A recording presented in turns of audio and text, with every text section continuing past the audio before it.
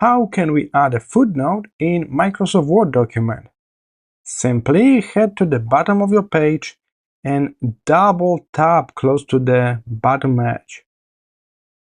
You will enter the footer of this page, and now you can type whatever you need here.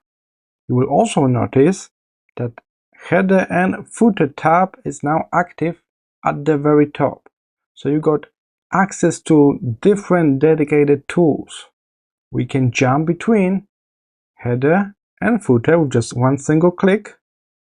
We can make a different header and footer on the first page. We can change it between odd and even pages. We can adjust the size of it, so we can make this higher over there or lower simply by changing this value here for the footer. Alright, we can insert date and time. We can add page number in this area as well. So that's how you can make a footnote in Microsoft Word. I hope this short tutorial was helpful.